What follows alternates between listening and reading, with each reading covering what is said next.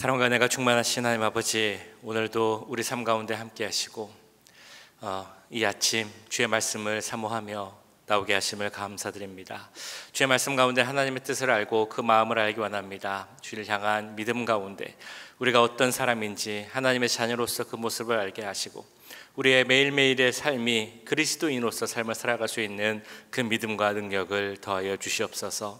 이 시간에도 함께하여 주시고 깨닫게 하시고 그 말씀의 능력이 우리 가운데 살아 역사할 수 있도록 은혜 내려 주시옵소서. 모든 시간 가운데 함께하실 것을 믿사오며 이 모든 말씀 우리 구주 예수 그리스도의 이름으로 기도하옵나이다. 아멘. 찬송가 430장 함께 찬양하시겠습니다. 새 찬송가 430장 주와 같이 길 가는 것, 우리 함께 찬양하겠습니다. 430장입니다. 주와 같이 길 가는 것 즐거운 일 아닌가. 우리 주님 걸어가신 발자취를 밟겠네. 한 걸음 한 걸음 주 예수와 함께 날마다 날마다 우리 걸어가리. 어린아이 같은 우리 미련하고 약하나 주의 손에 이끌리어 생명길로 가겠네. 한 걸음 한 걸음 주 예수와 함께 날마다 날마다 우리 걸어가리. 꽃이 피는 들판이나 험한 골짜기라도 주가 인도하는 대로 주와 같이 가겠네. 한 걸음 한 걸음 주 예수와 함께 날마다 날마다 우리 걸어가리. 옛 선지자의 녹같이 우리들도 천국에 들려 올라갈 때까지 주와 같이 걷겠네. 한 걸음 한 걸음 주 예수와 함께 날마다 날마다 우리 걸어가리.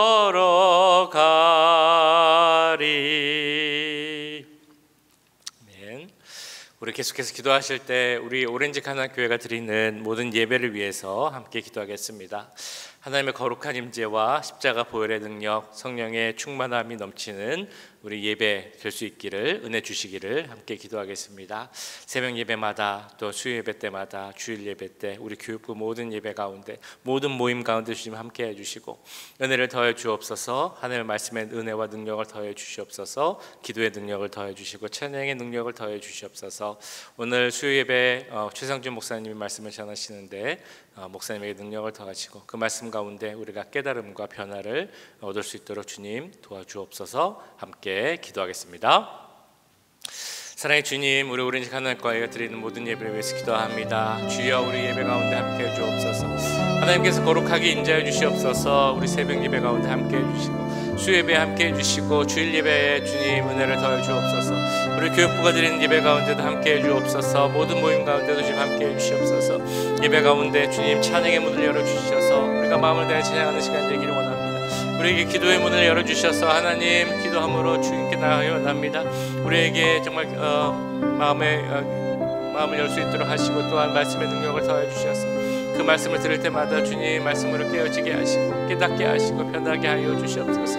말씀을 전하시는 주의 종 목사님들에게 함께 해 주시옵소서. 주의 그 말씀을 통하여서 듣는 모두가 그 말씀 가운데 좀 새롭게 될 수 있도록 주님 도와주시옵소서. 날마다 주여 우리가 새롭게 되길 기도합니다. 예배 가운데 새롭게 되길 기도합니다. 하나님 함께 해주시고 하나님의 능력 가운데 주님 우리가 새롭게 될 수 있도록 좀 도와주시옵소서. 그러기 위해서 우리가 십자가 보혈 앞에서 할 줄 믿습니다. 십자가 앞에서 우리가 되게 하시고 보혈롭게 크게 되게 하여 주시옵소서. 성령의 역사 가운데 함께 하시길 기도합니다. 모든 예배마다 성령께서 운행하여 주시고 성령으로 충만케 해 주시옵소서. 오늘 수요예배에도 함께 해주시고 최성령 목사님에게 말씀의 능력을 더해 주시길 기도합니다. 그 말씀을 통하여서 우리가 깨닫게 합니다. 여기 참여하는 모든 분들이 그 말씀 가운데 주님께로 나아가기 원합니다. 주의 그 뜻을 알게 하시고 주님의 마음을 알게 하시고 거기서 그치는 것이 아니라 제가 그 말씀을 뜻을 순종하겠습니다. 하나님의 뜻을 이 땅에서 이루어가겠습니다. 결단하고 기도하는 우리 모두가 될 수 있도록 모든 성도가 될 수 있도록 주님 함께해 주시옵소서. 진정한 예배자가 되게 하시고 그를 통해서 하나님께 영광 돌릴 수 있는 우리 모두가 될 수 있도록 우리 교회가 될 수 있도록 함께하여 주시옵소서. 사랑의 주님, 이 시간 우리 오렌지 가나교회가 드리는 예배를 위해서 기도하였습니다. 하나님 수요 예배, 새벽 예배, 주일 예배, 우리 교육부 예배 시간마다 함께 해주시고 하나님의 거룩한 임재와 십자가 보혈을 바라볼 수 있는 예배들이 될 수 있도록 주님 함께하여 주시옵소서. 말씀을 전하시는 목사님과 주의 종들에게도 함께해 주시고 주님 그 말씀을 듣는 모든 분들이 마음을 열고 그 말씀을 마음에 받아들이고 그 말씀 가운데 우리 삶의 열매를 맺어갈 수 있도록 주님 역사하여 주시옵소서. 오늘 수요 예배 가운데도 주님 함께해 주시고 은혜를 더하시길 기도합니다. 말씀을 전하시는 최성주 목사님 또한 이 자리에 참여하는 모든 분들에게 함께 하셔서 주여 말씀을 사모하게 하시고 은혜를 사모하게 하시고 그냥 돌아가는 분 한 분 없이 그 마음속에 은혜를 충만하게 돌아갈 수 있도록 주님 도와주시옵소서. 예배마다 시간마다 주님께서 함께 하시고 은혜를 더하실 것을 믿사오며 이 모든 말씀 우리 구주 예수 그리스도의 이름으로 기도하옵나이다. 아멘. 이 시간 우리에게 주신 하나님의 말씀 느헤미야 11장 22절에서 36절까지의 말씀입니다. 느헤미야 11장 22절에서 36절까지 말씀 한 절씩 교독하시고 마지막 절은 함께 읽도록 하겠습니다. 노래하는 자들인 아삽 자손 중 미가의 현손 마따냐의 증손 하사바의 손자 바니의 아들 우시는 예루살렘에 거주하는 레위 사람의 감독이 되어 하나님의 전 일을 맡아 다스렸으니 이는 왕의 명령대로 노래하는 자들에게 날마다 할 일을 정해 주었기 때문이며 유다의 아들 사레의 자손 곧 무세사벨의 아들 부다히아는 왕의 수하에서 백성의 일을 다스렸느니라. 마을과 들로 말하면 유다 자손의 일부는 기럇 아르바와 그 주변 동네들과 디본과 그 주변 동네들과 여갑스엘과 그 마을들에 거주하며 또 예수아와 몰라다와 벳벨렛과 하살수알과 부엘세베와 그 주변 동네들에 거주하며 또 시글락과 무고나와 그 주변 동네들에 거주하며 또 에느림몬과 소라와 야르무세에 거주하며 또 사노아와 아둘람과 그 마을들과 라게스와 그 들판과 아세가와 그 주변 동네들에 살았으니 그들은 부엘세바에서부터 흰놈의 골짜기까지 장막을 쳤으며 또 베냐민 자손은 게바에서부터 믹마스와 아야와 베델과 그 주변 동네들에 거주하며 아나돗과 놉과 아나냐와 하솔과 라마와 기따임과 하딧과 스보임과 느발랏과 로드와 오노와 장인들의 골짜기에 거주하였으며 유다에 있는 레위 사람의 일부는 베냐민과 합하였느니라. 아멘. 네, 느헤미야 11장을 보시면 많은 사람들의 이름이 나오고 있습니다. 오늘 말씀도 어제에 이어서 낯선 이름들, 때로는 알만한 이름들도 나오고 있습니다만 그 이름들이 계속해서 열거되고 있습니다. 그리고 이제 지명들이 나옵니다. 이 역시 알만한 지명도 있지만 또한 낯선 지명들이 계속해서 나오고 있습니다. 어제 본문에서는 예루살렘 성에 거주하게 된 제사장들 그리고 그 레위인들의 가문과 이름들을 쭉 알려주었습니다. 그리고 오늘 말씀에서는 그 말씀에 이어서 특별히 노래하는 자들의 가문에 대한 말씀이 나오고 있습니다. 그리고 그를 이어서 오늘은 사람의 이름뿐 아니라 그 당시 사람들이 거주했던 여러 성읍들, 그 도시의 이름들이 나옵니다. 유다 자손, 베냐민 자손들이 머물렀던 그 성읍 지명의 이름이 나오고 있죠. 자, 이런 이름들 또한 지명들 이런 것을 보면서 어제 드렸던 질문과 이제 비슷한 질문을 드리게 됩니다. 오늘 나오는 쭉 열거되어 나오는 여러 이름들, 지명들을 보시면서 이 말씀을 통해 우리에게 주시는 하나님의 뜻, 하나님의 계획 이런 것들이 어떤 것이 있을까 이제 생각을 해보시면 좋겠습니다. 이 말씀을 계속 읽고 또 생각해보고 묵상하고 바라보고 그러면서 이 말씀 가운데 어떤 하나님의 일하심이나 어떤 하나님의 계획이 느껴지시는지 한번 생각해 보기 원합니다. 이 말씀을 쭉 보고 그 이름들을 새겨보고 또 조상들의 이름을 찾아보고 그들이 머물렀던 지명들 이런 것들을 쭉 보면서 제 마음속에 느껴졌던 한 가지 단어는 바로 회복이라는 단어입니다. 회복, 하나님의 성전의 회복, 예루살렘 성과 예루살렘 성의 회복, 나아가 예배의 회복, 그리고 이스라엘의 정체성의 회복입니다. 20절에 나온 것처럼 예루살렘에 살 유대인들은 제비를 뽑아서 결정하였습니다. 그리고 나머지 이스라엘 백성이나 제사장들 그리고 레위 사람들은 그 유다의 모든 성읍에 이제 흩어져서 살기로 했습니다. 그럼에도 예루살렘 성에 머물게 된 제사장들, 레위인들 그들의 각 역할을 설명하고 그 이름을 알린 것, 그들이 무슨 일을 하는지 그것들을 설명했던 모든 것들 이런 것을 알린 이유는 이제 성전이 회복된다. 그리고 성전에서 드리는 그 제사들이 회복된다는 것을 알리기 위함일 것입니다. 그들은 성전의 제사를 담당했습니다. 성전에서 지키는 일을 감당했습니다. 성전을 수리하고 보수하는 일을 했습니다. 뿐만 아니라 하나님의 말씀을 가르치는 일도 담당했습니다. 그리고 그 중에서 또한 강조되는 역할이 하나 있죠. 바로 하나님께 찬양을 드리는 그 역할을 했던 가문과 사람들의 이름이 나오고 있습니다. 오늘 시작 말씀인 22절에서도 이렇게 나옵니다. 노래하는 자들인 아삽 자손 중 미가의 현손 mat단야의 증손 하사바의 손자 바니의 아들 우시는 예루살렘에 거주하는 레위 사람의 감독이 되어 하나님의 전 일을 맡아 다스렸으니. 여기서 나오는 이름은 우시라는 이름입니다. 하나님의 전 일을 맡아서 한 사람, 이 말은 곧 찬양대를 주관한 사람이다라고 나옵니다. 그런데 찬양을 주관했던 인도했던 사람은 17절에서도 또 한 명이 나오죠. mat단야라는 사람이 나옵니다. 자, 그런데 17절에 mat단야라는 사람이 나오는데 이 똑같은 이름이 22절에서도 방금 읽으신 말씀에서도 똑같이 나오고 있습니다. 그래서 이 두 사람이 같은 사람인지에 대한 몇 가지의 해석이 있습니다. 생명의 삶 그 설명을 보시면 거기서는 17절에 나오는 mat단야와 지금 22절에 나오는 mat단야가 같은 사람, 동일 인물이다라고 이야기를 합니다. 그러니까 우시라는 인물의 그 증조 할아버지가 이 mat단야이다라고 말하고 있습니다.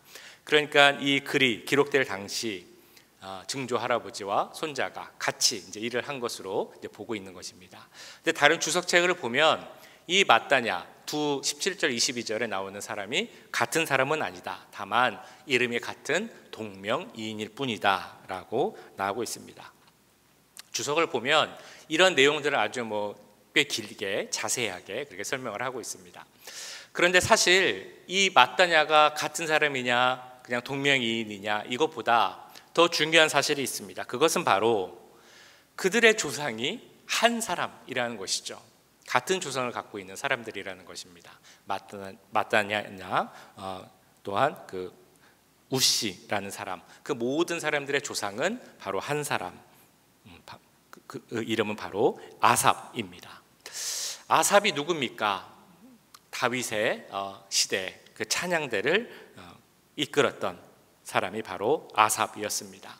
헤만 그리고 에단과 함께 찬양대를 인도하는 역할이 바로 아삽의 역할이었습니다. 17절을 보시면 그 마따냐와 함께 그 찬양대, 성전 찬양대를 이끌었던 그 부지휘자들이 나오는데 그 중에 한 명이 압다라는 사람이 있습니다. 그 조상이 여두둔이라고 나오죠. 이 여두둔도 마찬가지로 다윗 시대 일을 했던 그 아삽과 함께 일을 했던 에단의 다른 이름입니다. 다윗 시대뿐만이 아니라 솔로몬이 건축한 성전에 하나님의 그 법궤가 들어올 때도 아삽은 헤만과 에단과 함께 찬양대를 그 역할 담당하는 역할을 했었습니다. 그리고 그는 또한 많은 시편을 지었습니다. 그래서 시편에서도 12편의 시가 바로 이 아삽이 지은 시입니다. 이처럼 성전 찬양대를 이끌었던 중요한 역할을 했던 이 아삽이라는 인물의 후손 우시가 느헤미야 시대에도 중요한 역할을 하고 있는 것입니다. 예루살렘에 거하는 레위 사람들의 감독이 되었다라고 나오고 있죠. 그래서 그 당시 왕, 즉 페르시아 왕이 성전 관리와 예배를 위해 내린 그 재정을 관리하고 감독하는 일을 했습니다. 그리고 23절에 나오는 것처럼 노래하는 자들에게 일을 분배하는 역할도 감당했습니다. 이는 왕의 명령대로 노래하는 자들에게 날마다 할 일을 정해 주었기 때문이며. 자, 그런데 여기서 이 우시라는 사람의 조상이 아삽이라는 것이 무엇이 그렇게 중요하겠습니까? 그 조상이 아삽이라는 사실과 오늘 말씀드리는 회복과는 어떤 연관이 있는 것입니까? 아이들의 좋은 조상을 두었다, 좋은 가문에서 이 사람들이 태어났다, 이것이 중요한 것은 아닙니다. 중요한 것은 그 이스라엘의 역사와 전통을 봐야 합니다. 이스라엘은 그 대대로 하나님의 일을 하는 사람은 그 직분이 후손들에게도 그대로 물려지는 특징이 있었습니다. 제사장을 하는 가문은 그 후손도 제사장을 하고, 레위 사람들은 그대로 레위 사람의 역할을 하게 되는 것이고요. 찬양대를 맡았던 사람은 또한 찬양대의 역할을 하게 되는 것입니다. 자, 그런데 찬양 대장이었던 이 아삽, 여두둔, 헤만 그런 사람들이 있었는데 그들의 자손들인 이 마따냐가 찬양 인도자가 되고, 또 다른 사람인 우시는 찬양하는 자들에게 날마다 그 할 일을 정해주는 그 역할을 맡게 되었다는 것입니다. 이 말은 각자 그 사람들이 자기가 있어야 할 곳에 있으면서 자기가 해야 할 역할을 감당하고 있다라는 것을 보여줍니다. 그래서 성전 중심에, 그리고 그 성전에 있어야 할 찬양이 계속 이어지는 그 모습, 성전 중심과 찬양 중심의 이스라엘의 모습이 회복되어져 가고 있음을 보여주고 있습니다. 이것이 그들의 조상이 아삽이라는 것이 회복과 연결되는 중요한 지점입니다. 그리고 이렇게 성전과 찬양, 또 그들의 정체성이 회복되어 갈 때 그들이 살았던 땅, 그들의 지경이 또한 넓어져 가고 회복되어져 감을 볼 수 있습니다. 25절에서 36절을 보시면 예루살렘 외에 이스라엘 자손들의 주요 거주지를 알려주고 있습니다. 그런데 여기 언급된 지명들을 잘 보시면 한 가지 특징이 있습니다. 그것은 뭐냐면 여기 언급된 그 지명, 그 도시의 이름이 그 느헤미야 당시에 쓰였던, 불렸던 도시의 이름이 아니라 그 이전에 이 이스라엘 민족이 가나안 땅에 처음 들어올 때 여호수아 시대에 불렸던 도시의 이름을 사용하고 있다는 것입니다. 왜 느헤미야서 오늘 11장에서는 포로기아노, 이스라엘 자손의 그 시대에, 느헤미야 시대에 사용됐던 이름이 아니라 그 옛날 여호수아 시대의 지명을 사용하고 있는 것이겠습니까? 거기에 있는 중요한 의도가 있습니다. 그것은 바로 포로귀환한 이스라엘 백성들에게 하나님께서 우리에게 주신, 그 예전에 주셨던 그 약속의 땅, 그 땅이 그 예전처럼 그대로 회복될 것임을 보여주고 있는 것입니다. 실제로 이 당시만 해도 예루살렘 성에 있었던 사람들이 이제 흩어져서 살게 되는데, 실제로 살았던 그 반경은 예루살렘에서 약 50km 정도 이내에 다 있었다고 합니다. 그러나 그들이 하나님의 백성으로서의 그 정체성을 지키고 성전 중심의 삶을 살아갈 때 그들에게 주어진 그 하나님의 기업은 점차 확장되고 회복될 것임을 오늘 말씀을 통해 보여주고 있는 것입니다. 역대하 7장은 이렇게 말씀합니다. 내 이름으로 일컫는 내 백성이 그들의 악한 길에서 떠나 스스로 낮추고 기도하여 내 얼굴을 찾으면 내가 하늘에서 듣고 그들의 죄를 사하고 그들의 땅을 고칠지라. 이 말씀대로 그들이 말씀을 듣고 그들의 잘못을 깨닫고 그들을 낮추며 주 앞에 나가 엎드려 회개 기도할 때, 그래서 성전을 지키고 제대로 된 제사를 드리며 자기들의 맡겨진 일을 잘 감당하려고 할 때, 그래서 그들의 신앙이 회복될 때 하나님은 그들에게 땅도 회복하는 것을 허락하신 것입니다. 자, 이렇게 땅이 회복되어져 가는데 우리가 마지막으로 주목해서 할 말씀은 바로 36절 말씀입니다. 유다에 있던 레위 사람의 일부는 베냐민과 합하였느니라. 유다에 있던 레위 사람들 일부가 이제 베냐민 사람과 함께 살게 되었다는 그런 말씀입니다. 포로 귀환 민들 남유다였으니까요. 대부분은 그 지파로 따져보면 유다 지파와 베냐민 지파였습니다. 물론 다른 지파도 있었지만 그 대부분은 유다와 베냐민 지파였습니다. 그들이 예루살렘에 처음에 있었지만 이 성벽을 건축할 때는 그 다음에 이제 흩어져서 살게 됩니다. 그런데 36절을 보시면 그때까지 유다 지파 사람들과 함께 있었던 레위인들이 이제는 앞으로는 그 중에 일부가 베냐민 지파와 함께 살게 되었다라는 말씀을 하고 있습니다. 자, 이 말씀은 어떤 의미를 갖고 있겠습니까?